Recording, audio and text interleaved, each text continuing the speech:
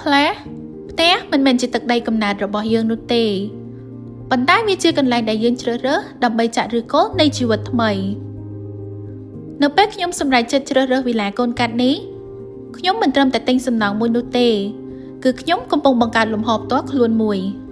ជាមួយនឹងការរចនាដ៏ទាន់សម័យនិងការបែងចែកបន្ទប់យ៉ាងមានរបៀបវាធ្វើឲ្យខ្ញុំមានអារម្មណ៍គ្រប់ជ្រុងជ្រោយនៃផ្ទះ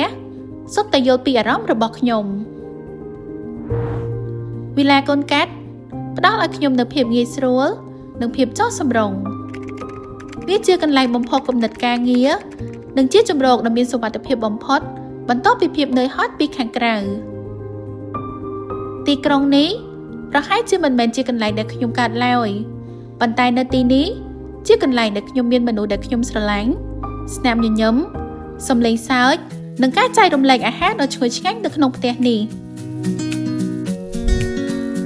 ទាំងអស់នេះបានធ្វើឲ្យកន្លែងនេះក្លាយជាផ្ទះយ៉ាងពិតប្រាកដព្រោះថាផ្ទះពិតប្រាកដគឺជារសជាតិនៃជីវិតដែលយើងបង្កើតឡើងដោយខ្លួនឯងការរស់នៅក្នុងវិឡាកូនកាត់ថែមទាំងផ្ដល់ឲ្យខ្ញុំនូវសហគមន៍មួយដ៏កក់ក្ដៅ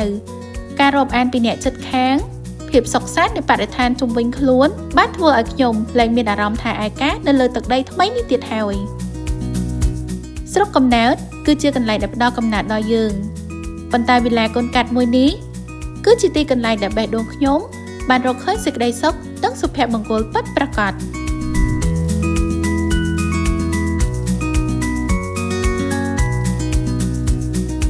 បុរីហេងហៀងភាពថ្កុំថ្កើងសម្រាប់ការរស់នៅនិងប្រកបអាជីវកម្ម